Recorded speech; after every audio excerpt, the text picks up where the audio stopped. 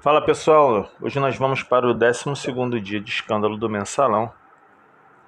12º dia, você imagina 12 dias de escândalos desse nível altíssimo, com vários escândalos, vários descobrimentos aí, várias descobertas de propinas e esquemas com empresas, licitações, empreiteiras. Você imagina 12 dias de escândalos nesse governo agora, no Bolsonaro? Você imagina uma situação como essa? Não, né? É bem provável que não. Porque é impossível. Se acontecesse algo assim, em 5 dias o Bolsonaro já estava banido do planeta. Ia ser a mídia marrom, a mídia comunista, mas também não só a mídia comunista, mas o mundo inteiro estaria falando do Bolsonaro. É incrível, né? A diferença entre os dois governos é impressionante. Uma diferença incrível. Então vamos lá. 12º dia. Eu digo a diferença no sentido de na reação. A reação da imprensa em relação aos dois governos é totalmente diferente. Totalmente. Não se compara. Então vamos para o 12º dia aqui de escândalo do Mensalão. Em sessão tumultuada, o Congresso cria a CPI dos Correios. 236 deputados e 52 senadores assinam o requerimento que autoriza a investigação, bem mais do que o número mínimo necessário de 171 deputados e 27 senadores. A derrota do governo é expressiva, porque 14 deputados e um senador do PT votam pela instalação da comissão. 13º dia agora de escândalo do Mensalão, dia 26 de maio de 2005. Outra empresa na área de influência do PTB vai parar nos jornais. A Folha de São Paulo publica que a Eletronuclear, uma subsidiária da Eletrobras, recomendou a contratação da corretora Assurê Corretagem de Seguros.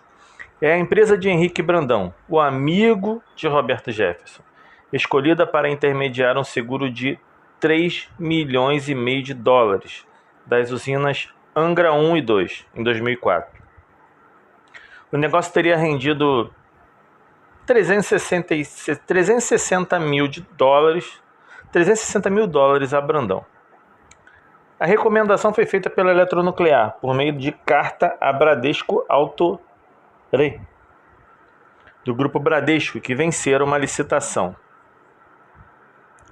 Carlos Padilha, diretor de administração e finanças da Eletronuclear, assinou a carta recomendando a Assurê. Assinou a carta recomendando a Assurê. Assurê que eu tinha falado que era corretora de seguros antes, né? Filiado ao PT, Carlos Padilha é ex-prefeito de Angra dos Reis, aqui no Rio de Janeiro. Já o diretor de planejamento, Gestão e Meio Ambiente da Eletronuclear, Luiz Rondon Teixeira Magalhães Filho, foi nomeado pelo PTB. O principal assessor dele, Marcos Vinícius Vasconcelos Ferreira, é genro de Roberto Jefferson e mantém relações com Henrique Brandão. A Assurê contribuiu para a campanha da vereadora Cristiane Brasil Francisco, filha de Jefferson, à Câmara Municipal do Rio. Deu 70 mil reais em dinheiro. O próprio Brandão, em pessoa, apareceu na relação de doadores, com 10 mil reais. Ninguém escapa. 15º dia é o dia 28 de maio de 2005. Vai contando aí. De repente você não era nem nascido. Você defende o PT com unhas e dentes, porque você aprendeu na faculdade que tem que defender. Você aprendeu na faculdade que a esquerda, ela defende os pobres. E você é um defensor de pobre. Então você acha realmente que a esquerda defende pobre. Você está assistindo aí, você nasceu antes de 2005, nasceu em 2000. Você tem uns 20 anos aí. Tá cheio de razão defendendo a esquerda. Não é bonitão? Não é bonitinha? Então, é isso que você está vendo aqui, que você está lendo comigo. São verdades, são documentos. Se você pesquisar na internet, você vai saber que tudo isso é verdade. Então, já que você é tão sabido e tão inteligente, anota aí, dia 28 de maio de 2005. Vamos ver o que a revista Veja trouxe de informação, né, com o depoimento do líder do governo, né? O líder do governo Lula, aquele que você defende, que você acha que é o pai dos pobres, mas na verdade é o pai dos burros. Vamos lá. A revista Veja traz depoimento do líder do governo Lula no Congresso, o senador Fernando Bezerra, do PTB do Rio Grande do Norte. A história é reveladora. O senador queria emplacar um afilhado político, Ezequiel Ferreira de Souza, no cargo de diretor de tecnologia dos Correios. Mas de nada valeram os compromissos e as promessas ou o esforço de Fernando Bezerra. O caso envolveu um personagem importante da crise, o então secretário-geral do PT, Silvio Pereira. O Silvinho. Diz o senador: no início do ano estive com Silvio Pereira. Eu disse a ele que o governo tinha um compromisso comigo, que não havia sido cumprido. Silvio respondeu que havia uma diretoria dele nos Correios de tecnologia e que poderia colocar o Ezequiel lá. Fernando Bezerra informa que o assunto ficou de ser encaminhado pelo deputado Roberto Jefferson. Pouco tempo depois, o senador recebeu o telefonema do ministro do Turismo, Valfrido de Mares Guia, do PTB de Minas Gerais, a pedido dele. A pedido dele, Fernando Bezerra apresentou o afilhado ao ministro das Comunicações, Eunício Oliveira, PMDB do Ceará. Pessoal, vou ser sincero com vocês, tá? Eu vou ser sincero com vocês agora que eu vou expor aqui. Quem sabia quem era o ministro de Turismo em 2005? Quem sabia quem era o ministro das Comunicações em 2005? Quem sabia que o ministro do Turismo era do PTB? Quem sabia que o ministro das Comunicações era do PMDB? Ninguém sabia de nada, mas no governo atual, todo mundo sabe quem são os ministros, todo mundo torce para cada um deles caírem, todo mundo torce, todo mundo não, né? Que a esquerda torce. A esquerda torce para o governo falhar, para o governo cair, para o governo desabar. Então, assim, a imprensa fala o tempo inteiro dos ministros, os ministros, todos os ministros. Então, quer dizer, hoje a gente tem uma diferença gritante, né, de um governo de 2005 totalmente abandonado pelo povo, pela esquerda, que eles faziam o que queriam, e hoje, se der um peido, sai na primeira página de... Se o Bolsonaro der um peido, ou um ministro dele der um peido, todo mundo sabe que eles peidaram. Peidou. Primeira capa de jornal, Folha de São Paulo, Globo, Veja, tudo. Tá. Então vamos lá. Continuando aqui a leitura. Só uma observação importante que você precisa avaliar. Não é? Então vamos lá, diz Fernando Bezerra. Quem é Fernando Bezerra que eu falei? Quem é?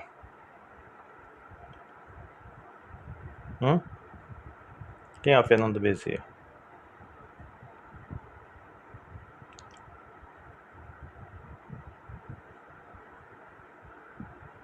Quem é Fernando Bezerra? É o líder do governo Lula, tá? Ele era do PTB. Fiquei surpreso quando a conversa começou. Eunício disse que não poderia nomeá-lo naquele momento e que precisaria de uma semana ou uma semana e meia. A justificativa de Dionísio é que não ficava bem para ele nomear o Ezequiel sem resolver as questões de nomeação nos Correios do PMDB. Eu disse a ele que esse cargo, a diretoria de tecnologia, havia sido prometido ao Ezequiel por Lula, na frente do Roberto Jefferson e do Fleury. O cargo prometido ao Ezequiel era do PT. O PMDB não tinha nada a ver com isso. Saí de lá e liguei para o José Dirceu. Ele me disse que a nomeação era uma ordem do presidente e que ela iria sair. Não saiu. O que chegou ao senador, conforme a sua própria explicação, foi uma carta anônima. A nota dizia que a nomeação não sairia porque havia uma licitação no valor de 56 milhões de dólares. A carta dizia também que a licitação tinha um sobrepreço de 20%. Ou seja, a licitação ela era mais cara, 20%. Como a maioria delas, tá? Em todos esses governos, essas prefeituras que fizeram parceria com o PT, inclusive aqui no Rio de Janeiro tem um candidato a prefeito que era parceiro do Lula, parceiro do Cabral. E todo mundo sabe disso. E ele tá vindo com a maior cara de pau. O cara mora, nem no Rio ele mora. A campanha dele é que ele ama o Rio de Janeiro. Mas nem no Rio ele mora. O cara mora lá em Nova York. Os filhos dele estudam em Nova York. Ele só vem pra cá para se candidatar a alguma coisa. Se candidatou a governador. Aí vem agora esse candidato a prefeito. Maravilha, né? Ah, beleza? Assim é mole amar o Rio de Janeiro, né? Nem mora aqui, os filhos não estudam aqui, não tem ninguém aqui. E vem pra cá para fazer licitação 20% de sobrepreço. Como ele gostava de fazer. Ele já conhece os esquemas tudo, né? Pior é ver você pensando em votar nele. Você que está assistindo o vídeo, de repente está pensando em votar nele. Para a revista Veja, a nomeação atrapalharia uma licitação fraudulenta dirigida por Eduardo Medeiros, diretor de tecnologia dos Correios e homem ligado ao PT. E mais, a fim de viabilizar a licitação para a compra de kits de informática destinados aos Correios, o diretor Eduardo Medeiros e um assessor dele, Edilberto Petri, estavam definindo especificações dos equipamentos sob orientação da Nova Data, empresa pertencente a Mauro Dutra, o amigo de Lula. Após receber a carta anônima, o senador Bezerra encontrou o ministro das Comunicações no jantar em Brasília. Ouviu Dionísio Oliveira. Procure ver as verdadeiras razões para o veto ao Ezequiel na Casa Civil. Vamos para o 17º dia, que é o dia 30 de maio de 2005.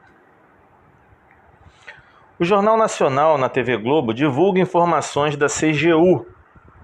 O que é a CGU? É a Controladoria Geral da União, que descobriu um contrato fraudulento de 8 milhões de reais para os Correios comprarem 1.500 cofres. Foi Maurício Marinho quem fez o acerto. Os cofres são menores do que os previstos no contrato. Em troca, teria havido um desconto. Descontinho, né? 22º dia de mensalão, dia 4 de junho de 2005. Pessoal, eu ainda cito a data aqui, tá? O Ivo Patar, ele ainda teve o cuidado de citar as datas, porque eu acho que fica mais fácil até para você pesquisar. Se você quiser, né? Tem gente que não quer, tem gente que gosta de ser enganado e prefere não saber.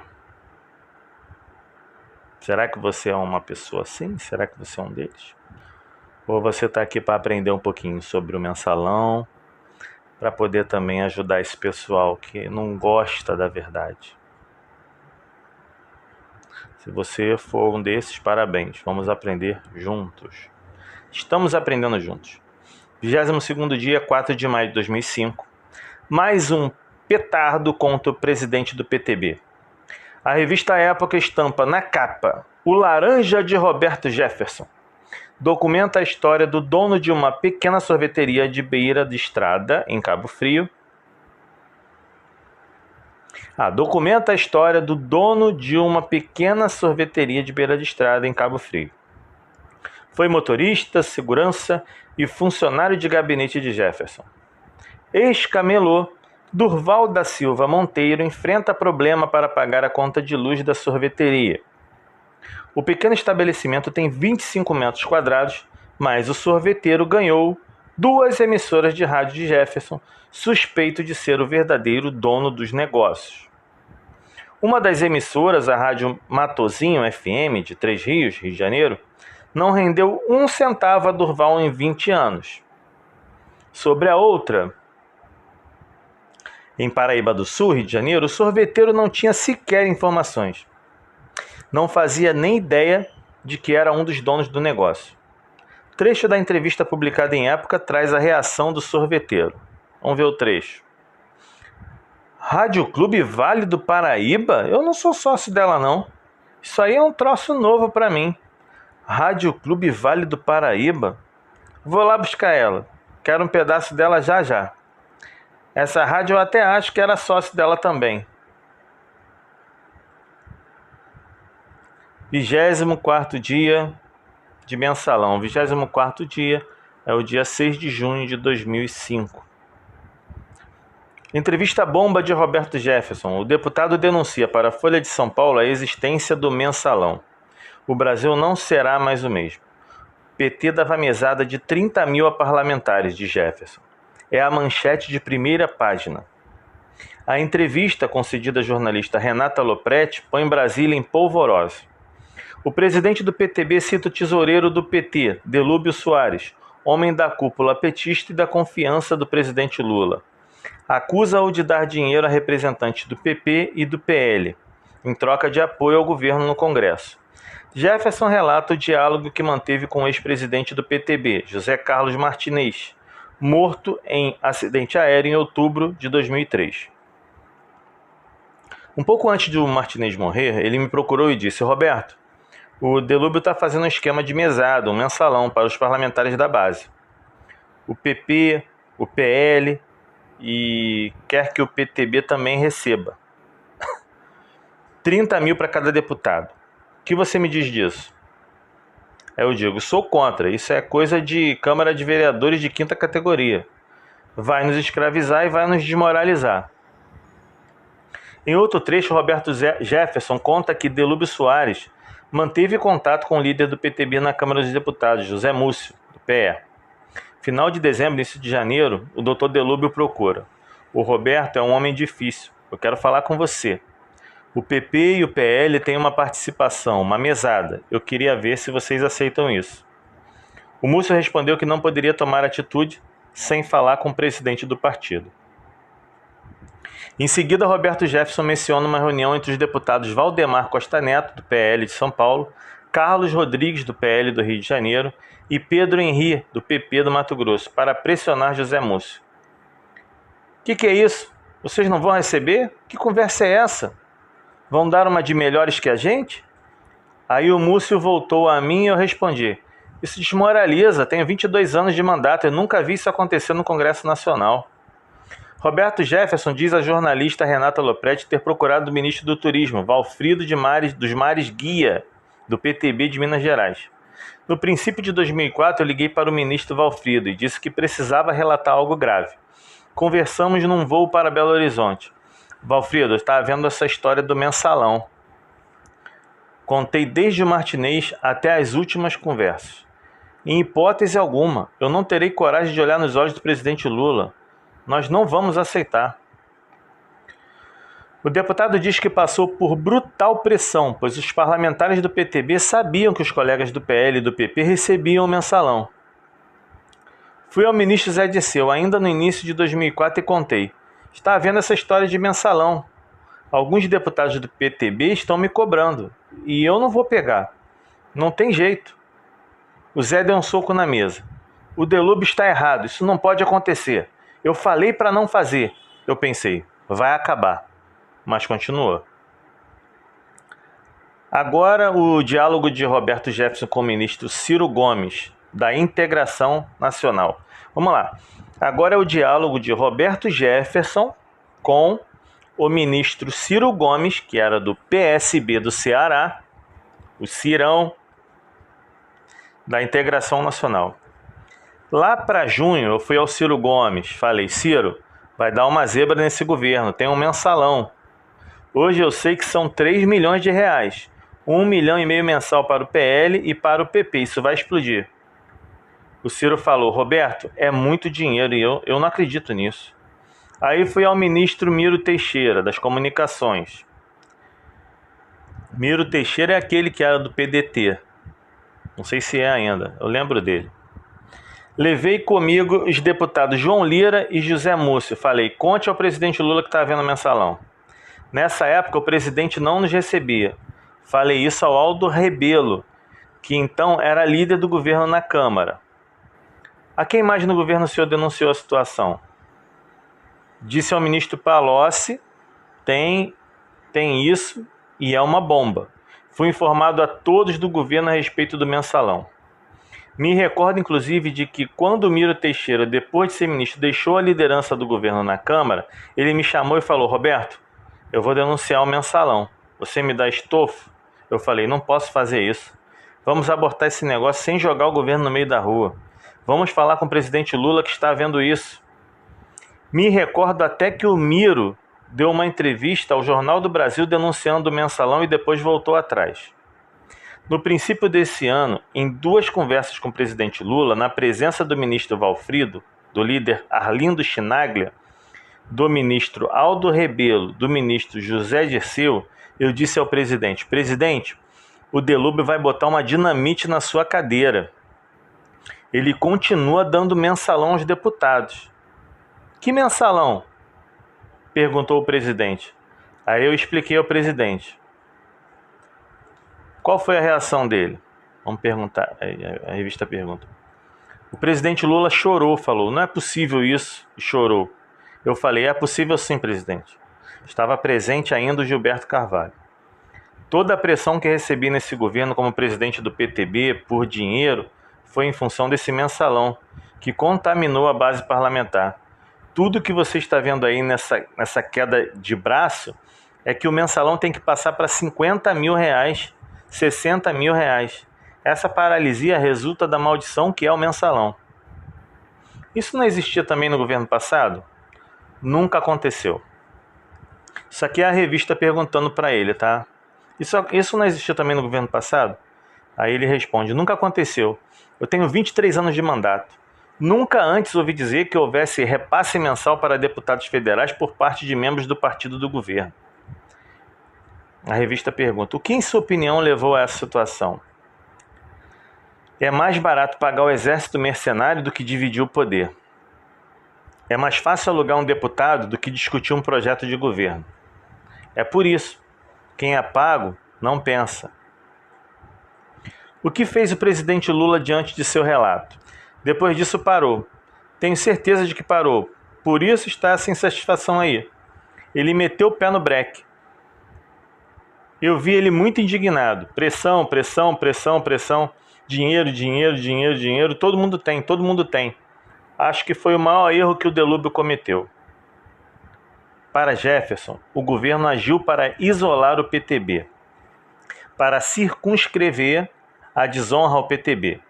Ele não perdoa o discurso em que José Genuíno falou em requalificar a base de apoio ao governo. O PTB é uma base desqualificada, foi isso que afetou. Não segurou ninguém, não são parceiros, não são solidários. Ele prossegue. Eu sempre disse aos meus companheiros, e eles são testemunhas desde o início: o PT não tem coração, só tem cabeça. Ele nos usa como uma amante e tem vergonha de aparecer conosco à luz do dia. Nós somos para o PT gente de segunda. Eu sempre me senti assim. A relação sempre foi a pior possível. E mais, você não pode confiar. Está fechado, não está fechado. Tudo que é dito não é cumprido. Toda palavra que é empenhada não é honrada. O PT esgarçou a minha autoridade como presidente do PTB porque prometeu e não cumpriu. O pior foi na eleição. O que o Genuíno fez comigo, ele e o seu Delúbio. Em outra parte da entrevista à Folha, a revista não, é jornal, né? O presidente do PTB responde a denúncias sobre o IRB, o Instituto de Resseguros do Brasil, que eu já tinha falado aqui no último vídeo. Relata encontro com o presidente da estatal, Lídio Duarte. Por volta de agosto de 2004, eu chamei ao meu escritório no Rio e disse: quero que você me ajude, procurando essas pessoas que trabalham com o IRB, para fazerem doações ao partido nessa eleição, porque estamos em situação muito difícil. Ele ficou de tentar. Em setembro ele voltou a mim e disse: deputado, eu não consegui que as doações sejam por dentro, com recibo. Querem dar por fora, e isso eu não quero fazer. Eu falei: então não faça. Jefferson conta que Lídio Duarte aproximou-se de Luiz Eduardo de Lucena, diretor comercial do IRB, indicado para o cargo pelo líder do PP na Câmara, deputado José Janene, PR. Instala-se uma queda de braço entre PTB e PP. O Palocci conversa comigo e diz o seguinte: Roberto, vamos fazer uma saída por cima. Nós temos o diretor administrativo, um homem de altíssimo gabarito. O Apolônio Neto, sobrinho do Delfim Neto, fez um dos melhores trabalhos de modernização do IRB. A gente passa o Apolônio como sendo do PTB e ele sendo sobrinho do Delfim, que é do PP, e a gente resolve essa situação. Eu falei: eu não sou problema, está dada a solução. O doutor Apolônio foi uma indicação salomônica do ministro Palocci. O presidente do PTB também reclama que o PT, com 20% da base, responde pela indicação de 80% dos cargos. Mesmo o IRB, o PTB tem a presidência, mas todos os cargos são do PT. A Eletronorte, o presidente, Dr. Roberto Salmeron, é um dos melhores quadros do PTB, mas, de novo, toda a estrutura abaixo é do PT. O diretor mais importante de engenharia é o irmão do ministro Palocci. O escândalo do mensalão explode em Brasília. O ministro das Relações Institucionais, escalado pelo Palácio do Planalto, comenta a entrevista de Roberto Jefferson. Admite que Lula fora informado por Jefferson do suposto pagamento de mesadas a deputados do PL e do PP em 23 de março de 2005. Nervoso, Aldo Rebelo, PCdoB de São Paulo, afirma: é bom deixar claro que não há nenhuma acusação que relacione o pagamento a parlamentares por parte do governo. A denúncia do deputado Roberto Jefferson refere-se ao hipotético pagamento de um partido a parlamentares de outros partidos. O governo não sofreu qualquer tipo de acusação. O ministro confirma a reunião em que Jefferson levou o assunto ao presidente da República. Estavam presentes, entre outros, o ministro Valfrido de Mares Guia, do PTB de Minas Gerais, os deputados Arlindo Chinaglia, do PT de São Paulo, José Múcio, do PTB de Pernambuco, e ele próprio, Aldo Rebelo. Diz Aldo: de passagem, durante essa conversa, Jefferson fez referência ao pagamento a parlamentares na Câmara. Jefferson não fez referências nem a fatos, nem a pessoas, fazendo apenas um comentário genérico. O líder do governo no Senado, Aloysio Mercadante, do PT de São Paulo, confirma que Lula foi avisado por Jefferson e também menciona a reunião de 23 de março. Nenhum dos presentes tratou aquilo como denúncia, nem discutiu o assunto na reunião. Depois, Lula chamou Aldo e Chinaglia e perguntou se havia comentários sobre isso na Câmara. Não houve denúncia, apenas o relato de boato. O deputado Miro Teixeira, do Rio de Janeiro, que se desligara do PT e voltara ao PDT, confirma os relatos feitos por Jefferson e põe mais lenha na fogueira. O relato do Roberto Jefferson foi mais amplo. Eu não posso relatar em detalhes, pois não tenho elementos de prova. Mas ele descreveu uma cena de corrupção em um ambiente ministerial, a que ele assistiu. A cena de corrupção, como definiu Miro Teixeira, tinha, segundo Jefferson, um ministro, representante de 3 partidos e um diretor de departamento. Ocorreu no ministério e, na ocasião, o integrante de um partido deu dinheiro a outro, de outra legenda. Quando ouviu o relato de Jefferson, Miro Teixeira era ministro das Comunicações de Lula. Reação de Miro Teixeira, segundo ele mesmo. Agora é ele falando da reação dele. Vamos agora ao presidente da República. Miro Teixeira afirmou que Jefferson se recusou e que, sem provas, teria sido irresponsável se encaminhasse a denúncia. O Jornal do Brasil publicou reportagem sobre o assunto em 24 de setembro de 2004. mas Miro Teixeira, fonte da notícia, não deu sustentação posterior às informações. O caso não foi investigado pela Câmara dos Deputados. Provavelmente, né? Provavelmente porque a Câmara dos Deputados não achou interessante, né, investigar algo que poderia comprometer a própria Câmara, né? Estavam todos envolvidos, então como é que vai investigar? O governador de Goiás, Marconi Perillo, do PSDB, também testemunha. Aliados do governo Lula procuraram 2 deputados federais goianos e ofereceram mesada para que trocassem de partido. Foi um assédio, era para trocar de partido, sair do PSDB e ir para a base do governo, por uma mesada de 40 mil por mês e R$1 milhão por ano de bônus. O mais grave, o governador conta que relatou o caso ao presidente da República em 5 de maio de 2004, durante uma visita de Lula a Rio Verde, em Goiás. Segundo Marconi Perillo, Lula reagiu como se não soubesse, disse que iria apurar e responsabilizou o governo passado, período no qual, conforme Lula, esse tipo de expediente teve início. O governador não aceitou. Eu retruquei, disse que estava falando do que estava acontecendo no governo atual, no governo dele. O ministro Ciro Gomes, do PSB do Ceará, confirma a procedência das denúncias de Roberto Jefferson. É fato que, há 1 ano, ele esteve na minha sala e, numa conversa, disse que havia um boato de que haveria essa prática de dinheiro para uma fração de parlamentares, que, segundo mencionou, estavam no PL e no PP. Para Ciro Gomes, porém, não existiam provas do esquema. Perguntei se ele tinha dados mais objetivos, que me obrigasse a tomar alguma atitude de levar adiante a informação. E ele não tinha. O Ciro Gomes deu uma passada de pano aqui na situação, né? Pediu as provas e ele não tinha e tal.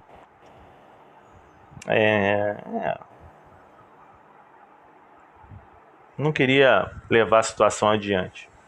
O ministro Valfrido dos Mares Guias, do PTB de Minas Gerais, ouviu por 2 vezes os boatos de mesadas, feitos por Roberto Jefferson. Diz boatos de mesadas, né? Ele confirma que testemunhou a reunião de 23 de março, da qual Lula participou. Ele falou no final da reunião, disse que tinha boatos sobre o mensalão, mas ficou nisso, logo depois fomos embora. Aqui, claramente, o ministro do Turismo, importante aliado de Jefferson, posiciona-se de forma a minimizar a denúncia e a proteger Lula, e será recompensado no 2º mandato do presidente da República, no qual ocupará durante o período o cargo de ministro das Relações Internacionais. Esse foi esperto. O prefeito do Rio, César Maia, agora vamos falar aqui. Vem a público do PFL, né, era do PFL na época, em 2005, vem a público para dizer que somas em dinheiro eram distribuídas de forma aberta durante almoços semanais realizados em restaurantes de Brasília. Descreve que tomou conhecimento do esquema por intermédio de 15 parlamentares com os quais conversou. O dinheiro chegaria em uma mala e os pacotes eram distribuídos. De forma reservada, STF, Supremo Tribunal Federal, avaliam que, em tese, Lula pode sofrer processo de impeachment por crime de responsabilidade. O presidente da República teria prevaricado se ficar provado que, informado a respeito da existência do mensalão, não tomou providências para investigar as denúncias. Declaração do jurista Fábio Conder Comparato, presidente da Comissão de Defesa da República e da Democracia, um conceituado advogado. A rigor, se ficar comprovado o ato de corrupção, há várias implicações penais. Configura inclusive o crime de responsabilidade por parte do presidente, o que o sujeita a um impeachment. Fábio Conder Comparato acrescenta a respeito de Lula. Ele, de qualquer maneira, estava ciente e mandou prosseguir, ou ficou ciente e, como diz Jefferson, mandou frear a coisa, mas não tomou providências para apurar responsabilidades. O PPS, Partido Popular Socialista, inicia processo de coleta de assinaturas para criar a CPI do mensalão. Em decorrência da crise, o apadrinhado de Roberto Jefferson na presidência da Eletrobras, Roberto Salmeron, demite-se do cargo. Outra consequência do escândalo: o assessor dos Correios, Fernando Godoy, já afastado, é indiciado pela Polícia Federal. Enquanto isso, aparentemente alheio à gravidade dos fatos, o PT trata de emitir nota em que nega a existência do mensalão. E seu presidente, José Genuíno, manifesta-se mais uma vez contrário à CPI dos Correios. A essa altura, a comissão já é fato consumado. O PT sabe disso e toma providências para blindar o tesoureiro Delúbio Soares. Proíbe-o de dar entrevistas e o isola na sede do partido em São Paulo. O tesoureiro só sai de lá à noite, apressado. O carro dele é escoltado por 2 motocicletas. Apreciador de charutos cubanos, Delúbio Soares usa carro blindado, tem intimidade com Lula e o comando do PT. Em 2004, contudo, foi denunciado por comprar propriedade rural em Goiás com dinheiro vivo.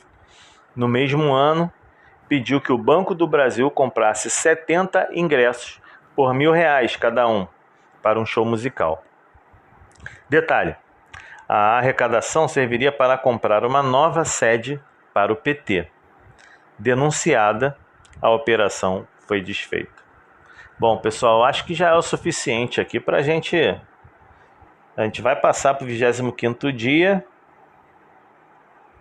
A gente já vai para o 25º dia de mensalão. Deixa eu ver em que página aqui que a gente parou. Página 62. Pessoal, a gente vê que realmente o governo de esquerda ele trabalha para o pobre, né? Como disse minha colega de trabalho, como acreditam a maioria dos estudantes aí que em 2005 provavelmente ainda usavam fraldas. Os estudantezinhos aí do ano 2000, com 20 anos defendendo o PT, 18 anos defendendo a esquerda, defendendo o socialismo, o comunismo. E a gente vê hoje aí a Argentina sofrendo, não tem carne. Cuba não tem açúcar. Venezuela não tem petróleo. E tá tudo bem, né? Vocês continuam defendendo o socialismo. Isso é fantástico. Eu acho fantástico esse orgulho, né? Esse orgulho que vocês têm de ver tudo desmoronando, os países sendo destruídos pelo socialismo e vocês continuam defendendo. Se você ficou aqui assistindo o vídeo até o final e você defende a esquerda, eu acho que já chegou um momento em que você tem que esquecer que você já defendeu o comunismo, que você já defendeu o socialismo, que você defendeu a esquerda um dia. Esse é o momento de você zerar. Zerou. Chega. Não defenda mais a esquerda, ok? Zerou, tá bom? Vamos zerar? Vamos zerar a partir de hoje? É o que eu preciso que você faça hoje. Zerou. Eu fico feliz que você esteja participando comigo, vendo esses vídeos, buscando conhecimento sobre o mensalão. Isso é importante. Isso vai ser importante futuramente para você também. O Ivo Patar, ele tem outro livro falando sobre o petrolão, né? Muito legal também, é um livro muito bom. Ele tem vários livros denunciando, inclusive até a Prefeitura de São Paulo, da Luiz Erundina, do qual ele trabalhou com ela. Mas enfim, eu espero que você esteja aprendendo com esses vídeos sobre o livro-chefe e que a gente tenha uma maior consciência, né? Uma melhor consciência na hora de votar. Na hora de votar, pensa direitinho, não faça besteira, não use seu voto, não deixe seu voto ser usado como uma arma contra você mesmo, tá? Agora vem as eleições para prefeito e eu quero intensificar essa leitura do livro para você ter bem uma noção do que é a esquerda no poder, de que maneira ela manipula a gestão. Como ela manipula o Congresso, ela manipula o Senado, ela manipula o STF, ela tem tudo na mão. Ela trabalha para sempre ter tudo na mão.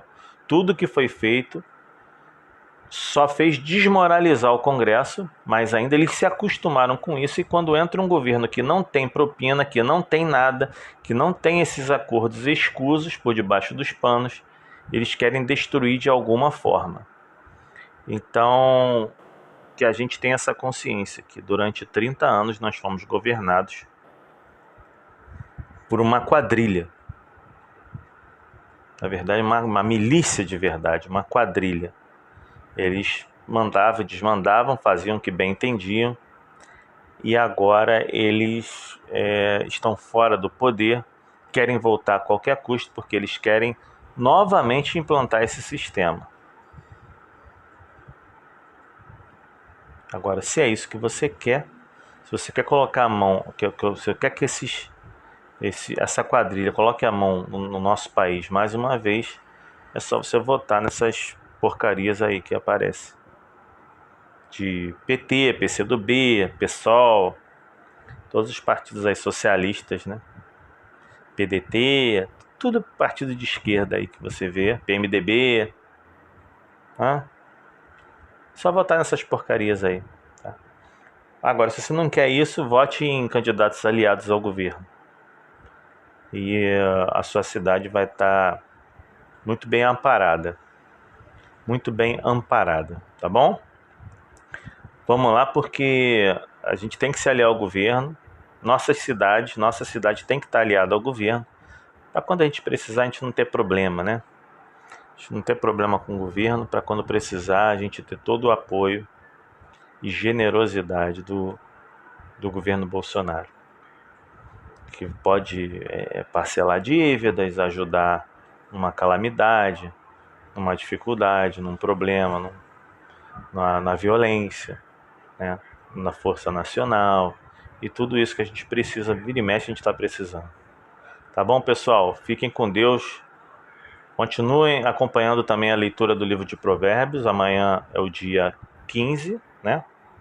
Amanhã é dia 15, a gente vai estar lendo o capítulo 15 do livro de Provérbios também. E continuando também as mensagens de 1 minuto. Tá bom? As dicas de 1 minuto aí que estão sendo bastante vistas aí. Tá bom? Obrigado, fiquem com Deus e até o próximo vídeo.